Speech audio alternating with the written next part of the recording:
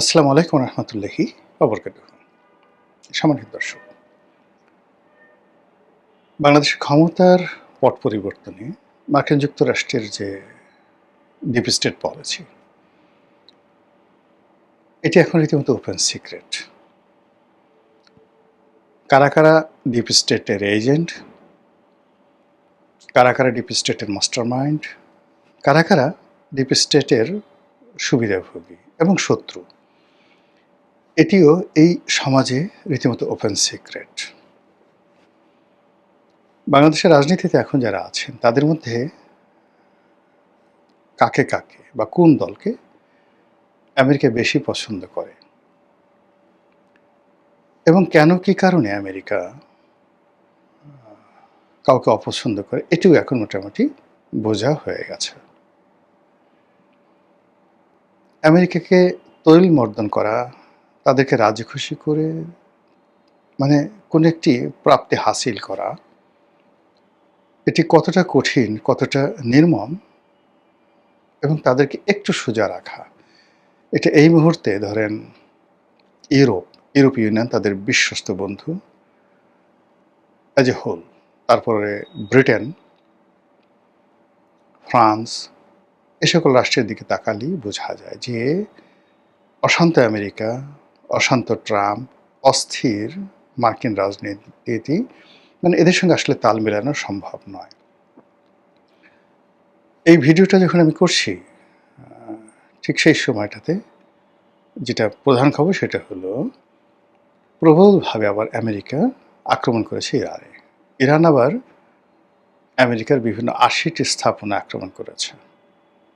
মধ্যপ্রাচ্যে তাদের যে স্থাপনাগুলো রয়েছে সেখানে আক্রমণ করেছে। যুদ্ধ পরিপূর্ণ ধাপে আবার শুরু হচ্ছে। এই ভিডিও যখন করছি তখন ডোনাল্ড ট্রাম্পের ঘোষণা আজ রাতে, আমি ভিডিওটা করছি ৮ তারিখ সন্ধ্যাবেলায়, তো আজ রাতে ভয়াবহ আক্রমণ চালানো হবে ইরানের উপর। ইরানও তাদের সর্বশক্তি দিয়ে যুদ্ধ করার জন্য মানসিকভাবে প্রস্তুতি নিয়ে আছে।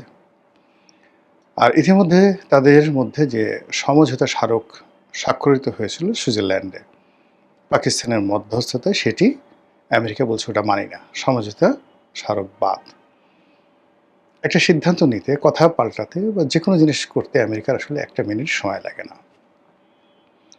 তো সেই আমেরিকার খপ্পরের মধ্যে আমরা আছি।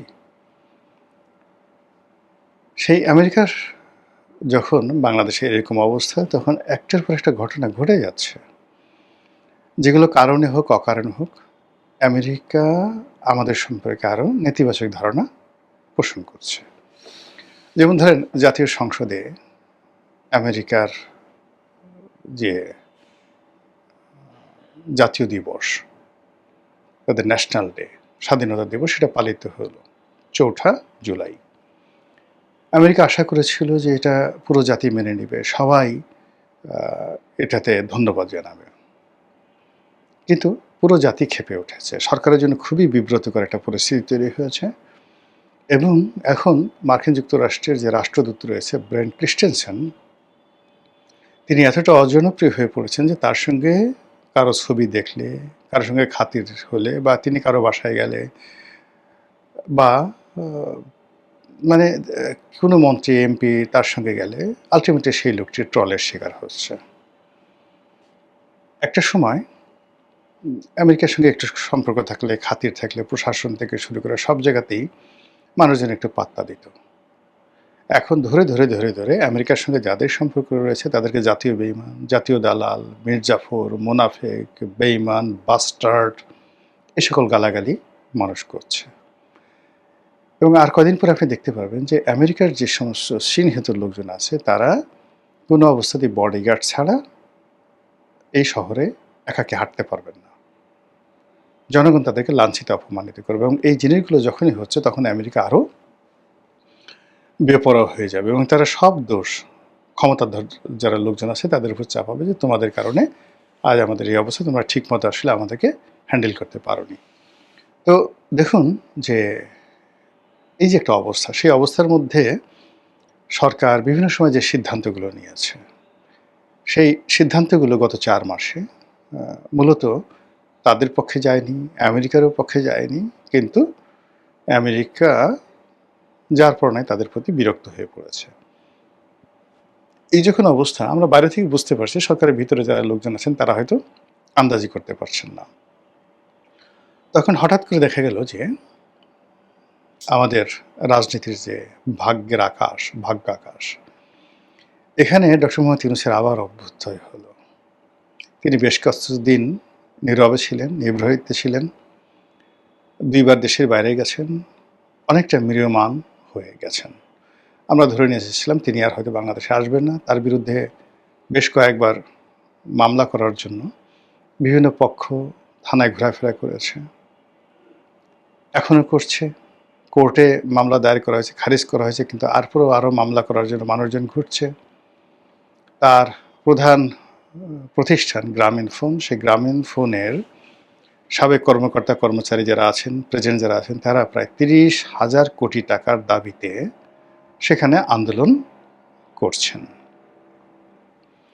তো এই যে সমস্যাগুলো, সেই সমস্যাগুলো আসলে এই পর্যায়ে শেখ হাসিনার জামানাতে ডক্টর মোহাম্মদ ইউনূসের ছিল না, কিন্তু এখন সেই সমস্যাগুলো তার বেশি হয়ে গেছে। এখন তার বিরুদ্ধে যে সকল অভিযোগ, মানে শেখ হাসিনা যে অভিযোগ করেছিলেন এটা ম্যানেজেবল ছিল।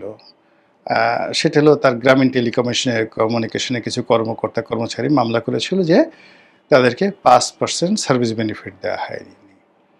এটা তিনি ২৪০ কোটি টাকা বা এরকম কিছু একটা টাকা দিয়ে নেগোসিয়েশন করার চেষ্টা করেছিলেন। হয়তো এটা আরও একটু বেশি দিলে আরও হয়ে যেত সামহাউ। বা শেখ হাসিনা তার বিরুদ্ধে যে মামলাগুলো দিয়েছিলেন এতে তার কিছুই হতো না।